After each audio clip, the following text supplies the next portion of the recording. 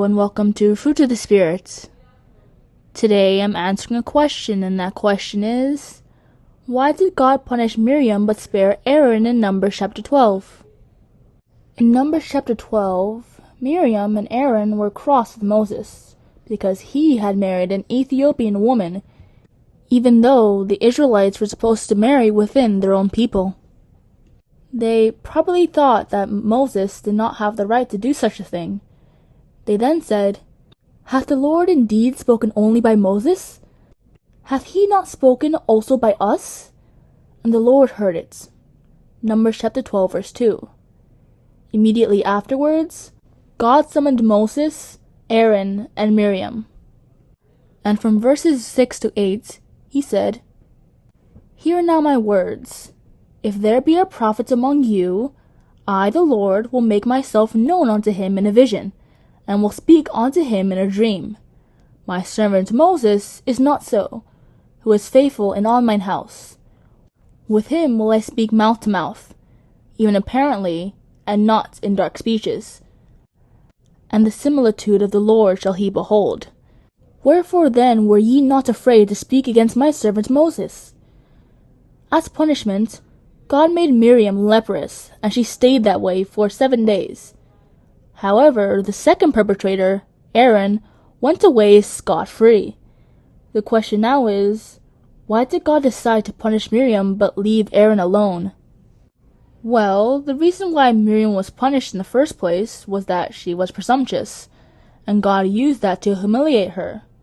Leprosy was taboo in the early days of Israel, since it was a sign of unholiness, according to Leviticus chapter 13 verses 1 to 4 and verses 42 to 46.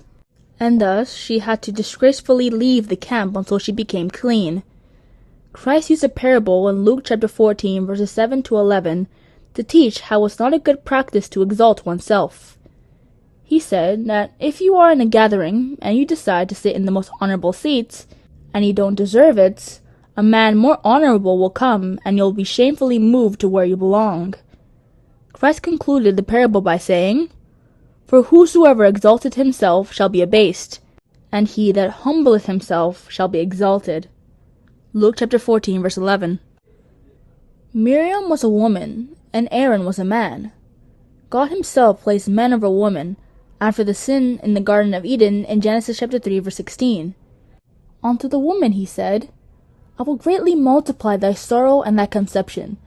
In sorrow thou shalt bring forth children, and thy desire shall be to thy husband, and he shall rule over thee." Women were formed to play a supporting role, and the man's job is no better than the woman's. God has said it earlier in Genesis chapter 2 verse 18. "And the Lord said, It is not good that the man should be alone. I will make an helpmeet for him." Paul had given us the hierarchy of obedience in the book of 1 Corinthians, which includes the topic being discussed today. "But I would have you know that the head of every man is Christ, and the head of the woman is the man, and the head of Christ is God." 1 Corinthians chapter 11 verse 3. Therefore, it wasn't in Miriam's place to be telling a man as great as Moses that his leadership was not good.